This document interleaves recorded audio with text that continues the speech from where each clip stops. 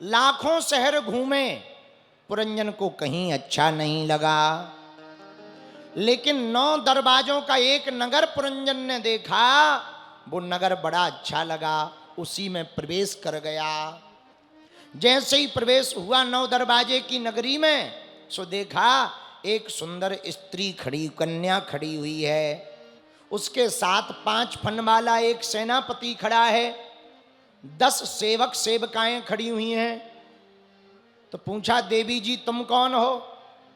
उस स्त्री ने कहा, महाराज हमारे माता पिता का तो पता नहीं है, पर मैं इस शहर की मालकिन हूं, मेरी इच्छा के बिना यहां पत्ता भी नहीं हिलता। वाह, ये साथ में कौन है? बोली, ये 10 मेरी सेवक सेवकाएं हैं, ये 5 फन वाला सेनापति है। वाह देवी जी, शादी वादी हुई? ना ना, शादी नहीं हुई, ऐसे ही है। इसने कहा, फिर तो हमारी भी शादी नहीं हुई। पुरंजन ने कहा। दोनों की आंखें लड़ गईं, दोनों ने ब्याह कर लिया। जब दोनों का ब्याह हो गया तो प्रेम पूर्वक दोनों रहने लगे। पुरंजन अपनी पुरंजनी से इतना प्रेम करने लगा, पुरंजनी रोबे तो पुरंजन रोबे, पुरंजनी हंसबे तो पुरंजन हंसबे, पुरंजनी खाबे तो पुरंजन खाबे, पुरंजनी नाचे तो पुरंजन नाचे। उसी समय एक जरा नाम की देवी जी हुई, उनका नाम था जरा। उनसे कोई विवाह नहीं करना चाहता था, जो शादी करने को आवे मंडप में ही छोड़ के भाग जावे। वो बड़ी परेशान थी। तो एक चंडवेग नाम का पुरुष मिला, उन्होंने अपनी विपदा सुनाई कि भैया हमसे कोई शादी नहीं करना चाहता है। चंडवेग ने कहा, बहन तुमने हमें भाई कहा, अब हमारी जिम्मेदारी है तुम्हारे विवाह करवाने की। चंडवेग ने 360 काली काली गंधर्वियां, 360 गोरे गोरे सैनिक उसके साथ में लगा दिए। लो जाओ, जो पुरुष तुमको सुंदर लगे उस पर हाथ धर देना, वो ब्याह के लिए प्रेम से राजी होवे सो तो ठीक है, ना प्रेम से राजी होगा तो ये हमारे सैनिक उसको पकड़ करके तुम्हारा विवाह जबरदस्ती करवा देंगे। जय हो महाराज, जय हो भैया। इतना कह के जरा नाम की देवी जी आई, पुरंजन के नगर में आ गईं, और पुरंजन को पता ही नहीं लगा कब आक्रमण हो गया, और रातों रात पुरंजन को पकड़ के ले आया गया। पुरंजन से जरा नाम की देवी जी बोली, हमसे ब्याह करो। पुरंजन बोला महाराज, पुरंजन बोला, देवी जी हमारी शादी हो चुकी है, आप हमें परेशान मत करो। बोले नहीं, हम तो ब्याह करेंगे, और जबरदस्ती शादी हो गई।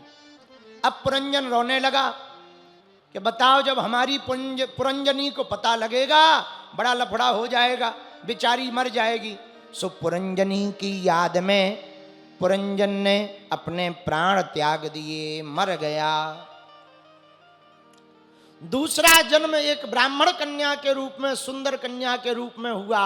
बोले क्यों? बोले अंते यामती सागति, अंत में आप जिसका चिंतन करते करते मरोगे, आपका दूसरा जन्म भी वही होगा। बोलो सीताराम, जोर से बोलो।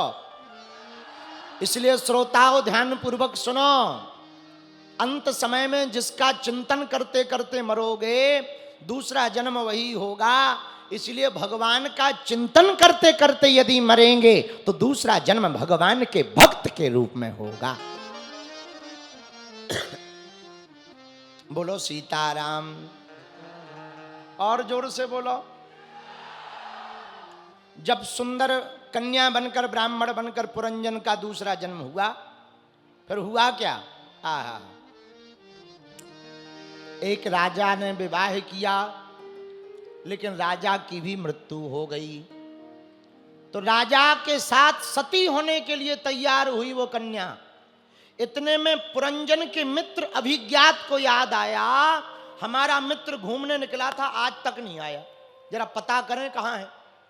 तो वो सती होने के लिए शव को गोद में रखकर लेटी थी, बैठी थी, तब तक अभिज्ञात आ गए। अरे मित्र पुरंजन, क्या कर रहे हो? तो वो कन्या ने कहा, हम पुरंजन, तुम्हारी बुद्धि ठीक है, हमारा नाम पुरंजन और रंजन नहीं है, और हम तुम्हारे मित्र कहाँ से हुए? हमारे एक ही मित्र थे पति देव, वो वीर गति को प्राप्त हो गए। अब हम भी प्राण त्याग रहे। अविज्ञात ने कहा, वाह भैया, घूमने में इतने भूल गए कि हमको भी भूल गए, गजब घूमे। हमने कहा था जल्दी लौट आना, लौटे नहीं। अब उसको समझ में नहीं आवे। अविज्ञात ने कान में जाकर पूरी बात सुनाई। कहाँ तुम ये नाटक कर रहे हो, शरीर छोड़ रहे हो, स्त्री बने घूम रहे हो, तुम तो हमारे शाश्वत मित्र हो। तुम्हारा नाम पुरंजन है, हमारा नाम अविज्ञात है, तुम घूमने के लिए निकले थे। अरे महाराज, सही ध्यान करवाया। सोई दोनों गले लग करके चले गए। नारद जी बोले, कथा समझ में आई राजा? बोले महाराज 1% नहीं आई। बोले अब समझो, पुरंजन कौन है? पुरंजन है जीवात्मा, यानी हम लोग। अभिज्ञात कौन है? अभिज्ञात है परमात्मा। और पुरंजन घूमने निकला, मतलब 84 लाख योनियां। कौन सा नगर बढ़िया लगा? बोले 9 दरवाजे वाला। वो 9 दरवाजे वाली नगरी कौन सी है? शरीर। इसमें 9 दरवाजे हैं, 2 कान, 2 आंख, 2 नासिका, 1 मुख और 2 मल द्वार। ऐसे 9 दरवाजे हैं शरीर में। अच्छा महाराज, पुरंजन के प्रवेश करती ही जो सुंदर कन्या थी वो कौन है? भैया वो है बुद्धि देवी। वो ही सुंदर कन्या है। उसके माँ बाप का तो पता नहीं, पर है सुंदर। लेकिन वो बुद्धि कन्या के साथ में 10 सेवक सेवकाएं थे। वो कौन है? वो है 5 कर्म इंद्रियां और 5 ज्ञान इंद्रियां। अच्छा महाराज, एक सेनापति था 5 फन वाला। वो कौन है? वो 5 प्राण हैं, प्राण अपान समान व्यान उदान। एक सेनापति है, कौन है? बोले वो है मन। और शादी कौन करता? ये जीवात्मा बुद्धि से शादी करता है। फिर जो जो बुद्धि कहती है ये शरीर वैसा ही करता है। बुद्धि ने कह दिया चलो बागेश्वर महाराज की कथा हो रही, सुने आओ। सो कथा में आ गए। बुद्धि ने कहा वाह बढ़िया भजन हो रहा है, चलो जरा ठुमका लगा लो। सो ठुमका लगाने लगे। बुद्धि ने कहा भैया कोई नहीं नाच रहा, हम भी नहीं नाचेंगे, शर्म आ रही, बैठ जाओ। सो बैठ जाते हो।